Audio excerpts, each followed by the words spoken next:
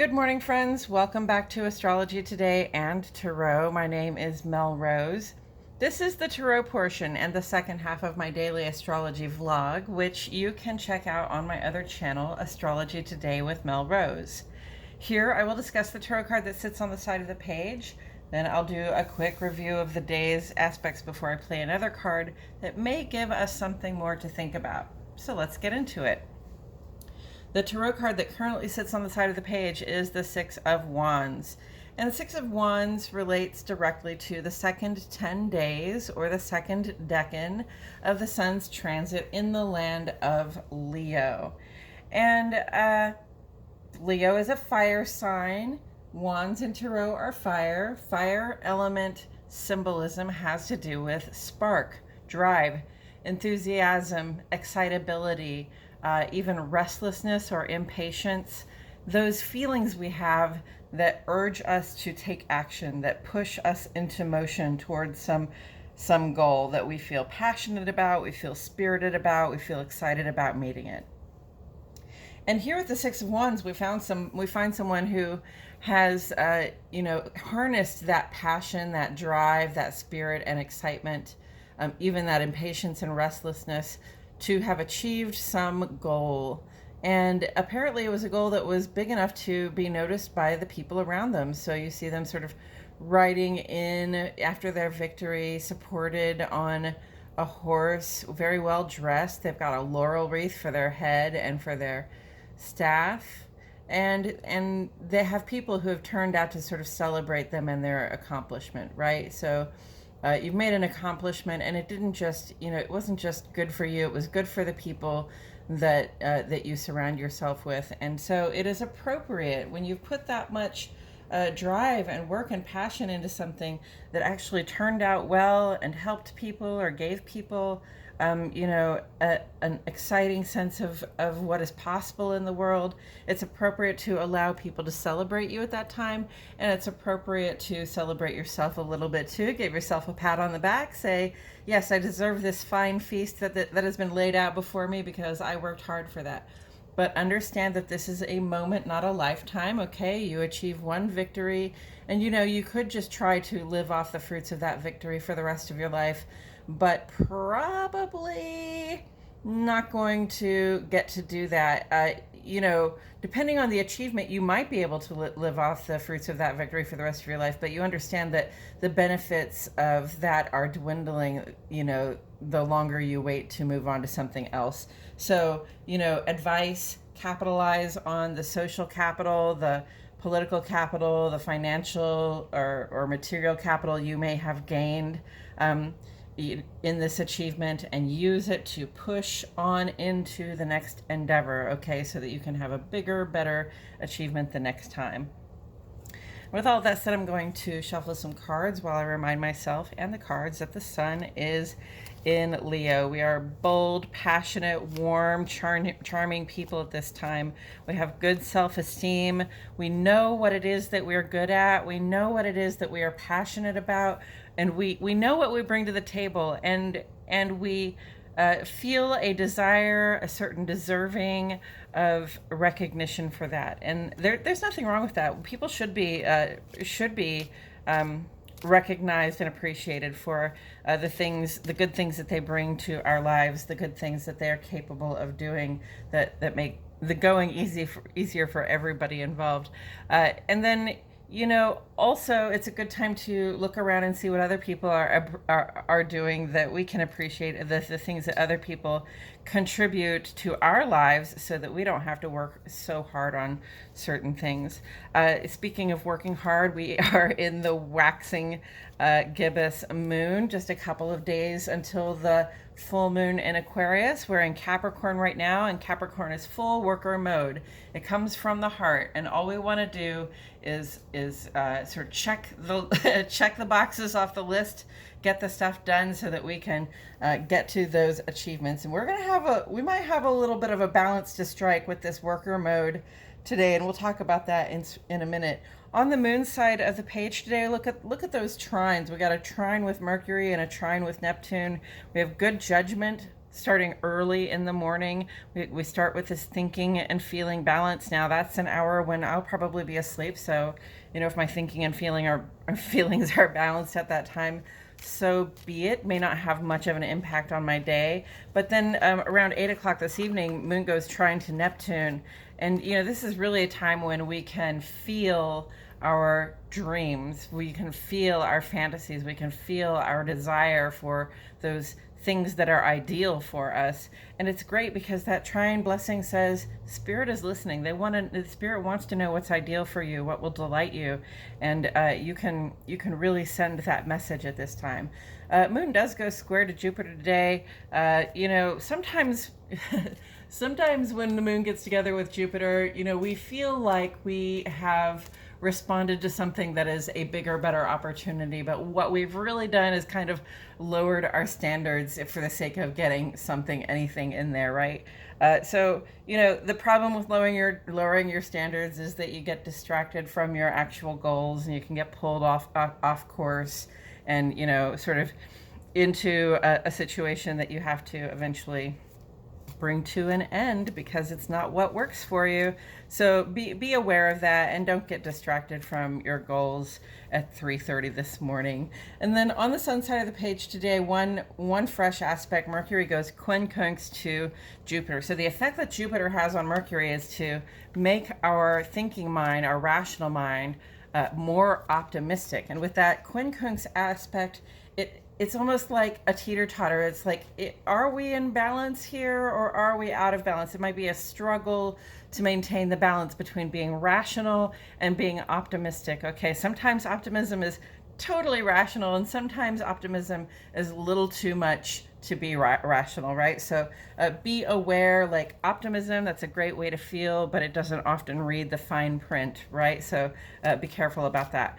And then in the ongoing column, we have this whole mess of stuff happening up here. Venus is at the center of all of this. I know it looks like Mars, but Venus is trine to Neptune, and then sextile to Mars, which is square to Saturn, and then opposite to Pluto. Pluto and Saturn and Neptune are all in retrograde right now.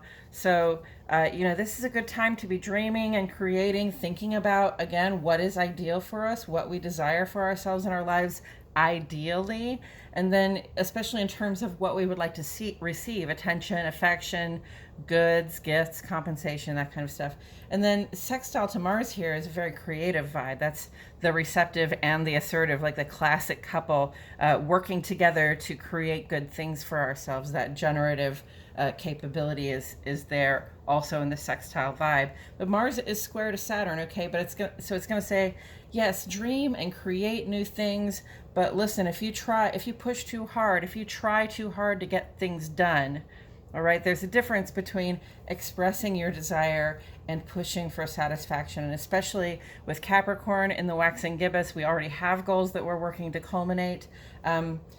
Be careful at this time not to push too hard on trying to, like, last minute culminate something you just dreamed up or created, okay? If you do sort of cross the line into pushing where you were really supposed to be just demonstrating and expressing, then Saturn will find a way to slow you down or sort of stall your process. And if you get stalled, that's the time to back up and go, okay, am I trying too hard? Do I maybe need to do a different approach? Probably do a different approach, okay? Venus is in opposition to Pluto right now, so look out for that green-eyed monster, friends. Envy and jealousy can come up if we think that, if we think that the nice things that we deserve and desire are going somewhere else and not getting to us. We can get jealous. And again, that is a distraction. It's just a distraction. We are going through these internal changes, so it can be hard even to understand what it is that we need and desire as we go through these changes. And, we can kind of cling to this idea of what it is that we would like to receive, what we need and desire. But again, if you're trying too hard, you're going to run into some conflict there, okay? Sun goes trine to Chiron. Well, Sun is trine to Chiron through the 17th, and Chiron is retrograde. So Chiron has been showing us how to heal some of our social wounds. Those times we got hurt because we were embarrassed or teased or harmed after trying to express ourselves, after trying to be true to ourselves and honest about ourselves around other people. And we've been working on that, okay? Chiron has been in Aries since 2016, so hopefully we have learned a few things about healing those social wounds, about feeling a little bit better. When Chiron is in retrograde, we're looking at ourselves and how we personally are going to let those old things go, let those old defenses down, okay? And the thing is that when we let those old defenses down, our personal light can shine a little bit brighter. And that's what's happening here with the sun trine to Chiron is, the healing has allowed us to shine a little bit brighter and express ourselves in, what can feel like a new and different way, especially to the people that we keep around us and even to ourselves. We might surprise ourselves a little bit, hopefully in a positive way, that just says our expression and our healed hearts, our healed selves are working together, okay? And it's really a blessing. It really helps us sort of raise the game and expand our sense of what is possible in our lives. North Node is conjunct to Uranus just through the 15th. Remember your gratitude. This is a little bit like that Venus in opposition to Pluto, where, we worry about how we're going to get the things that we need. But in this case, it really has to do mostly about your material resources, the goods and compensation you like to receive, okay? So shifting trajectories for those things. We don't always get things exactly the way that we wanted or in the way that we wanted these days. But remember to be grateful for what you do have, what part of what you would like to have that you do have, and stress not, because there is enough for everybody. It will come. Jupiter is retrograde as well. And, with all this retrograde action, no illusions, working, like reconsidering our responsibility to ourselves and the people around us, the really bottomless fundamental changes that we're going through, that metamorphosis that we may not even be fully aware of, this work that we're doing to sort of tear down our defenses in order to allow ourselves to shine a little bit brighter, allow ourselves to be ourselves a little bit more.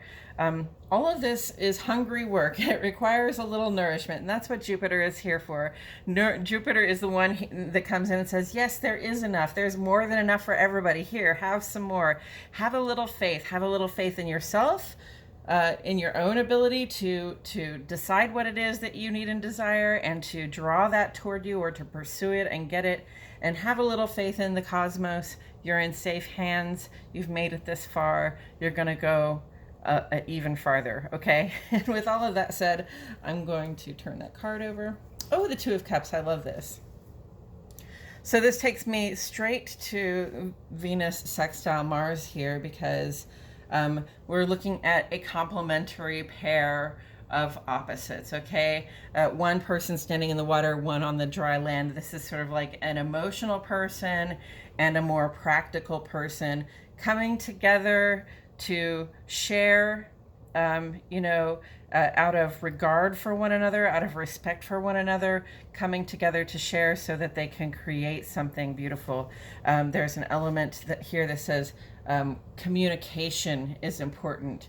But there's also an element here that says these two are becoming one, okay? They are bonded together.